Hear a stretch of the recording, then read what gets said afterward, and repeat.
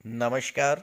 ज्योतिष शास्त्र में श्रद्धा और विश्वास रखने वाले सभी जातकों का पारलौकिक जगत चैनल में बहुत बहुत स्वागत है। 15 मार्च 2022 प्रातः 0:55 AM पर ग्रहों के राजाधिराज भगवान भुवन भास्कर सूर्यदेव राशि परिवर्तन करेंगे और शनि की राशि कुंभ राशि से निकलकर अपने परम मित्र देवगुरु की राशि मीन राशि में गोचर करेंगे। सूर्य का ये गोचर मीन राशि में 14 अप्रैल 8:32 तक रहेगा। सूर्य का ये राशि परिवर्तन ज्योतिषीय दृष्टिकोण से बहुत ही महत्वपूर्ण रहने वाला है, क्योंकि सूर्य राजा हैं और राजा का आगमन महामंत्री के घर में हो रहा है, तो इसका बहुत ही श्रेष्ठ प्रभाव पड़ेगा समस्त चराचर जगत पर और हमारे जीवन पर। तो सूर्य के इस राशि परिवर्तन का धनु राशि के जातकों के जीवन पर क्या प्रभाव पड़ेगा, इसी का विश्लेषण करेंगे इस वीडियो में। लेकिन वीडियो शुरू करने से पहले ये समझना जरूरी है कि सूर्य क्या है, सूर्य का हमारे जीवन पर क्या प्रभाव पड़ता है और सूर्य का देवगुरु की राशि में गोचर का क्या प्रभाव पड़ेगा, और इसके बाद सूर्य के राशि परिवर्तन पर चर्चा करेंगे। तो चलिए वीडियो शुरू करते हैं। तो पहले समझते हैं सूर्य को। सूर्य सौरमंडल के केंद्र में स्थित होते हैं और सभी ग्रह सूर्य के चारों तरफ विभिन्न ऑर्बिट्स में घूमते हैं। सूर्य प्रकाश और ऊर्जा प्रदान करते हैं और सूर्य के बिना इस पृथ्वी पर जीवन की कल्पना नहीं की जा सकती है। अगर सूर्य का प्रकाश ना हो तो इस सृष्टि में जीवन ही संभव नहीं होगा, क्योंकि अगर हम कोई पौधा लगाते हैं, कोई बीज बोते हैं, तो वो सूर्य के प्रकाश के बिना पल्लवित नहीं होगा। अगर सूर्य का प्रकाश ना हो तो हमारे शरीर को ऊर्जा नहीं मिलेगी, शरीर मुरझा जाएगा। हमारे जीवन में सूर्य की बहुत ही महत्वपूर्ण भूमिका होती है। ज्योतिषीय दृष्टि से सूर्य को आत्मा, बल, तेज, प्रताप, आत्मविश्वास और आत्मसम्मान का कारक माना गया है। सूर्य शासन, प्रशासन, सरकारी नौकरी और राजनीति के कारक माने जाते हैं। सूर्य राजा हैं और सूर्य के प्रभाव से हम जीवन में बड़े बड़े कार्य करते हैं। बड़े बड़े आईएएस, आईपीएस, मंत्री, विधायक, सांसद, नेता, अभिनेता, ये सब सूर्य के प्रभाव से ही बनते हैं। सूर्य जीवन में ऊंचा मान सम्मान दिलाते हैं। सूर्य का ये प्रकाश जैसे ही मीन राशि पर पड़ेगा तो सभी राशियों को कुछ न कुछ अच्छा ही प्राप्त होगा, क्योंकि मित्र के घर जाकर तो विशेष बल प्राप्त होता है। और देवगुरु जो कि मीन राशि के स्वामी हैं, वो ज्ञान, बुद्धि, विवेक, धन, मान सम्मान, धर्म और सत्कर्म के कारक हैं, और साथ ही साथ देवगुरु विवाह और संतान के भी कारक हैं। तो सूर्य के मकर राशि में गोचर करते ही आपके ज्ञान, बुद्धि, विवेक में वृद्धि तो होगी ही होगी, आपका कॉन्फिडेंस लेवल भी बहुत हाई रहेगा। सूर्य पिता के कारक हैं और देवगुरु संतान के कारक हैं, तो इस योग में संतान की भी प्राप्ति हो सकती है। सूर्य आपके पिता की भी भाग्योन्नति करेंगे और ऐसे जातकों का बौद्धिक स्तर बहुत ही उच्च स्तर का होता है, और ऐसा संयोग बनने पर राज्य से भी सम्मान मिलता है, क्योंकि सूर्य शासन प्रशासन के कारक होते हैं। सूर्य पंचम भाव के स्वामी होते हैं, देवगुरु नवम भाव के स्वामी होते हैं, जो कि संतान, शिक्षा और भाग्य भाव होता है। तो इस गोचर काल में संतान को उच्च शिक्षा के भी योग बनते हैं, और चूंकि देवगुरु विदेश भाव 12वें भाव के स्वामी हैं, तो विदेश शिक्षा के भी योग बनते हैं। तो आइए अलग अलग राशियों पर इस राशि परिवर्तन के प्रभाव का विश्लेषण करते हैं। तो ये है धनु राशि के जातकों की कुंडली। धनु राशि के जातकों के लिए सूर्य का ये राशि परिवर्तन बहुत ही अच्छे परिणाम देने वाला है, क्योंकि आपकी राशि के स्वामी हैं देवगुरु, और सूर्य का गोचर देवगुरु की ही राशि मीन राशि में हो रहा है। यहाँ पर देवगुरु आपके लग्न भाव के स्वामी हैं और आपके सुख भाव के स्वामी हैं, और दोनों ही भाव बहुत ही महत्वपूर्ण भाव होते हैं। सूर्य का गोचर कुंडली के चतुर्थ भाव में होगा, जिसे कि सुख भाव कहते हैं। चतुर्थ भाव से भौतिक सुखों का विचार किया जाता है। माता, भूमि, वाहन, प्रॉपर्टी और हर वो चीज़ जिसे पाकर के आप खुशी महसूस करते हैं, इसका विचार चतुर्थ भाव से किया जाता है। और चतुर्थ भाव में राजा का आगमन हो रहा है महामंत्री के घर में। तो सूर्य आपको भौतिकता के सभी साधन उपलब्ध कराएंगे। लेकिन आपके भीतर अपने बड़े घर, बड़े वाहन और सुख सुविधा के सभी साधनों की उपलब्धता के कारण आपके अंदर ईगो और अहम की भावना भी पैदा होगी। आप अपने आप को बड़ा दिखाना पसंद करेंगे और सूर्य के प्रभाव से अपने समाज में, अपने शहर में आप विशिष्ट व्यक्ति होंगे और गणमान्य व्यक्तियों में आपकी गणना होगी। कहने का तात्पर्य ये है कि चतुर्थ भाव में सूर्य का गोचर आपकी सामाजिक प्रतिष्ठा में वृद्धि करेगा, धन संपत्ति में वृद्धि करेगा, मान सम्मान में वृद्धि करेगा और कार्य क्षेत्र में आपके वर्चस्व को स्थापित करेगा। चूँकि सूर्य की दृष्टि दशम भाव पर पड़ेगी, जो कि आपके जॉब, कैरियर और प्रोफेशन का भाव होता है। 24 मार्च को बुध का भी गोचर चतुर्थ भाव में ही हो जाएगा और यहाँ पर बुधादित्य राजयोग का निर्माण होगा और आपको चतुर्थ भाव के सभी शुभ प्रभाव प्राप्त होंगे। सूर्य अथॉरिटी और पावर के कारक होते हैं, तो सूर्य आपको इतना अधिकार संपन्न बना देंगे जिससे समाज में, शहर में और राज्य में आपका नाम होगा। ज्योतिष शास्त्र का ये कहना है कि चतुर्थ भाव में सूर्य का गोचर राज दरबार का सुख प्रदान करता है।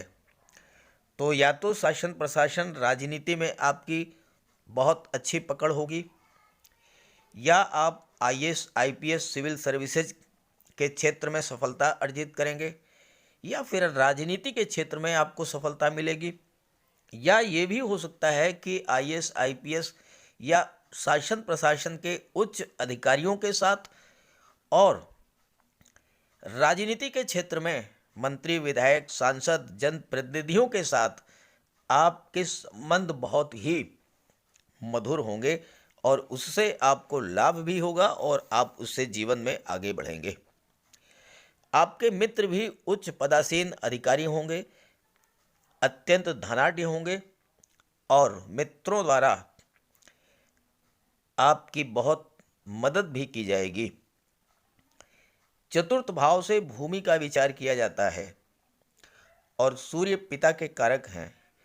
आप या आपके पिता बड़े प्रॉपर्टी डीलर हो सकते हैं या बड़े बिल्डर भी हो सकते हैं, लेकिन यहाँ एक कमी भी है। स्वभाव से आप अत्यंत भावुक होंगे और दूसरों पर बहुत जल्दी विश्वास कर लेंगे, तो इससे आपको बचना है। चतुर्थ भाव माता का होता है और आपको जीवन में आगे बढ़ाने में आपकी माता का बहुत बड़ा सहयोग होगा। लेकिन अगर आपकी जन्म कुंडली में सूर्य पीड़ित हैं, अशुभ भाव में हैं या कमज़ोर हैं, तो पारिवारिक वैमनस्य की स्थिति, तनाव की स्थिति आपके अंदर अहंकार की वृद्धि करेंगे और पारिवारिक सुखों में कमी करेंगे। तो सूर्य का उपाय कर लें। अब आइए सूर्य की दृष्टि के बारे में बात कर लेते हैं। सूर्य की दृष्टियों के बारे में चर्चा करने से पहले देवगुरु बृहस्पति के गोचर पर भी चर्चा करना जरूरी है, क्योंकि आपके लग्न के स्वामी देवगुरु बृहस्पति हैं, आपकी राशि के स्वामी हैं देवगुरु बृहस्पति, और सूर्य का गोचर देवगुरु बृहस्पति की राशि में हो रहा है, इसलिए देवगुरु पर भी चर्चा जरूरी है, अन्यथा ये वीडियो अधूरा रहेगा। तो देवगुरु कुंडली के पराक्रम भाव में गोचर कर रहे हैं।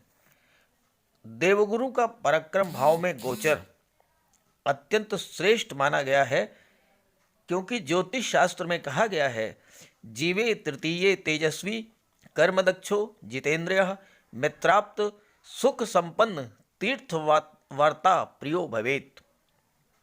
अर्थात ऐसा जातक जिसकी कुंडली के तीसरे भाव में देवगुरु का गोचर हो वह तेजस्वी होता है, कार्य करने में दक्ष होता है, इंद्रियों को वश में रखने वाला होता है, उसे मित्र और संबंधियों का सुख प्राप्त होता है और तीर्थ यात्राएं करने वाला होता है।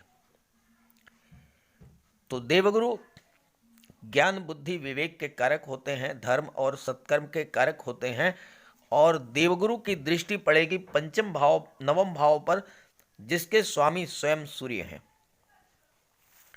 नवम भाव से भाग्य का विचार किया जाता है, धर्म अध्यात्म का विचार किया जाता है, तीर्थ यात्राओं का विचार किया जाता है और तृतीय भाव से छोटी छोटी यात्राओं का विचार किया जाता है। तो इस गोचर काल में यात्रा, देशाटन, देवदर्शन का पूरा योग बनता है।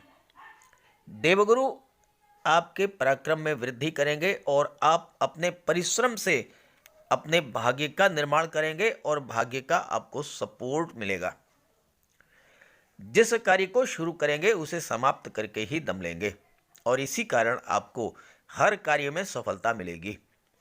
शास्त्रों और धर्म में आपकी आस्था होगी, तीर्थ यात्राएं करेंगे और अपना कार्य अत्यंत चतुराई से आप करेंगे। हालांकि स्वभाव में थोड़ी कंजूसी जरूर होगी। पारिवारिक जीवन सुखद रहेगा, भाई बहनों और परिवारीजनों से संबंध अच्छे होंगे और अगर भाइयों से संबंध बना करके रखेंगे तो बहुत बड़ा लाभ होगा। विवाह भी आपका समय से होगा, परंपरागत तरीके से होगा और दाम्पत्य जीवन आपका खुशहाल होगा, क्योंकि सप्तम भाव के स्वामी बुध हैं और बुध यहाँ देवगुरु के साथ युति बना रहे हैं और 24 मार्च से सूर्य के साथ बुधादित्य राजयोग बना रहे हैं। तो आपका दाम्पत्य जीवन अत्यंत सुखमय होगा। लव रिलेशंस मैरिज में कन्वर्ट हो सकते हैं और पार्टनरशिप में भी आपको लाभ होगा। मित्रों और स्वजनों के सहयोग से लाभ होगा आपको। और देवगुरु की दृष्टि भाग्य भाव पर पड़ने से आप अपने पुरुषार्थ से भाग्य का निर्माण करेंगे, सरकार से सम्मानित होंगे, सरकारी अधिकारी हो सकते हैं और आपके अधीन बहुत सारे लोग कार्य करेंगे। आपकी आजीविका का साधन नौकरी ही होगी। और अगर आपकी पत्नी की राशि वृश्चिक राशि है तो उनका अपना खुद का व्यवसाय होगा, जैसे beauty parlour, dress designing, readymade garments या इस तरह का कोई अन्य कार्य व्यवसाय। और शिक्षा के कार्य और लेखन कार्य में आपको बहुत बड़ी सफलता भी प्राप्त होगी। देवगुरु की दृष्टि आपकी कुंडली के लाभ भाव पर पड़ेगी और देवगुरु आपको हर तरह का लाभ प्रदान करेंगे, संतान का, शिक्षा का, धन का, ये सभी लाभ आपको प्रदान करेंगे। अब मैंने थंबनेल में लिखा है महाधनी योग, वो कैसे बन रहा है वो भी मैं आपको समझा देता हूं। किसी भी जातक की कुंडली में महाधनी योग तब बनता है जब लाभ भाव का स्वामी धन भाव में गोचर करे या धन भाव का स्वामी लाभ भाव में गोचर करे। अब यहां पर एकादश भाव के स्वामी हैं शुक्र और शुक्र 31 मार्च तक आपके कुंडली के धन भाव में गोचर करेंगे। मैंने एक वीडियो अपलोड किया है, आपके कुंडली के धन भाव में मंगल, शुक्र और शनि का महायोग बन रहा है, जो कि 25 माह के बाद बन रहा है, उसे आप जरूर देखिएगा। तो यहाँ पर शुक्र महाधनी योग बना रहे हैं, चूंकि एकादश भाव के स्वामी हैं, लाभ भाव के स्वामी हैं और धन के भाव में गोचर है इनका। तो महाधनी योग बनने पर शुक्र आपको समृद्धि और संपन्नता प्रदान करेंगे, कई साधनों से धन का लाभ कराएंगे, मल्टी सोर्स इनकम होगी, धन का भंडार दिन दूना रात चौगुना बढ़ेगा और शुक्र के प्रभाव से आपका शरीर निरोग रहेगा और स्वस्थ रहेगा, क्योंकि सेकंड हाउस में शुक्र का गोचर है और शुक्र की दृष्टि अष्टम भाव पर पड़ेगी। शुक्र कला और सौंदर्य के कारक होते हैं। आपकी रुचि कला, संगीत, नृत्य, लेखन, गायन, वादन और अभिनय में हो सकती है और धन की प्राप्ति भी कला क्षेत्र से जुड़े कार्यों से हो सकती है। साथ ही साथ बुध आपके कर्म भाव के स्वामी हैं और बुध शुक्र के परम मित्र हैं। तो जो जातक सुख सुविधाओं के साधनों, एसी, टीवी, फ्रिज, कलात्मक फर्नीचर, खूबसूरत ड्राइंग, पेंटिंग्स, कंप्यूटर ग्राफिक्स, बच्चों के खिलौने, इन सब का व्यापार व्यवसाय करते हैं, उन्हें जबरदस्त धन का लाभ होगा और धन का संचय भी होगा। शुक्र सौंदर्य के कारक हैं और महिलाओं के सौंदर्य प्रसाधन, cosmetics, perfumes, dress designing, readymade garments, fashion designing, इन सब का व्यापार व्यवसाय करने वाले जातकों को प्रचुर धन का लाभ होगा। इसके अलावा अगर आप महिला हैं, महिलाओं को आभूषण अत्यंत प्रिय होते हैं, तो इस गोचर काल में 31 मार्च तक शुक्र महाधनी योग बना रहे हैं और धन का संचय आपके पास होगा ऑर्नामेंट्स और ज्वेलरी के रूप में। आप 31 मार्च तक कोई ना कोई ज्वेलरी, कोई ना कोई आभूषण, कोई ना कोई ऑर्नामेंट निश्चित रूप से परचेज करेंगी और वो आभूषण आपके लिए निवेश के रूप में होगा। भविष्य में आपको उससे लाभ भी होगा। शुक्र के प्रभाव से आपके मित्र भी काफ़ी धनाढ्य होंगे, योग्य होंगे और उनकी हेल्प से आप जीवन में प्रगति करेंगे। यहाँ पर जो एकादश भाव है वो आपकी इच्छाओं, आपके सपनों का भाव होता है। शुक्र भी आपकी इच्छाओं को, आपके सपनों को रिप्रेजेंट करते हैं। तो शुक्र के प्रभाव से आपका कोई ना कोई चिर प्रतीक्षित सपना पूरा होगा। कोई आप कार्य जो आप बहुत दिनों से करना चाह रहे थे, वो सूर्य के प्रभाव से और शुक्र के प्रभाव से, देवगुरु और बुध के प्रभाव से इस गोचर काल में वो कार्य जरूर पूरा होगा।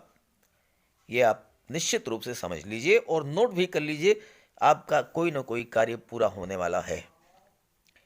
अब आइए सूर्य की दृष्टियों के बारे में बात कर लेते हैं। कुंडली के चतुर्थ भाव में गोचर कर रहे सूर्य की दृष्टि कुंडली के दशम भाव पर पड़ेगी और 24 मार्च से बुध की भी दृष्टि कुंडली के दशम भाव पर पड़ेगी और दशम भाव से आपके जॉब, कैरियर और प्रोफेशन का विचार किया जाता है। सूर्य दशम भाव में दिग्बली होते हैं और सूर्य शासन, प्रशासन, सरकारी नौकरी, मान सम्मान, पद और प्रतिष्ठा के कारक होते हैं। तो दिग्बली सूर्य आपको शासन प्रशासन में उच्च पद दिला देंगे। अगर आप आईएएस, आईपीएस और सिविल सर्विसेज की तैयारी कर रहे हैं तो वहाँ पर आपको सफलता मिलेगी। प्राइवेट सेक्टर में आप मैनेजमेंट के क्षेत्र में उच्च पद प्राप्त कर सकते हैं और सूर्य नेतृत्व क्षमता में वृद्धि करेंगे तो आप राजनीति के क्षेत्र में भी उच्च पद प्राप्त करेंगे। सूर्य पिता के कारक होते हैं तो आपके पिता को भी शासन प्रशासन में उच्च पद प्राप्त हो सकता है और उनके सहयोग से आप जीवन में आगे बढ़ेंगे। सूर्य राजा हैं और आपको राजा के समान ही हर वो सुख प्रदान करेंगे जो आप पाना चाहते हैं। उच्च प्रशासनिक सेवा, न्यायिक सेवा या विदेश सेवा में जाने का मार्ग प्रशस्त करेंगे और चूंकि बुध व्यापार के कारक हैं तो व्यापार के क्षेत्र में भी बहुत अच्छी प्रगति होगी आपकी।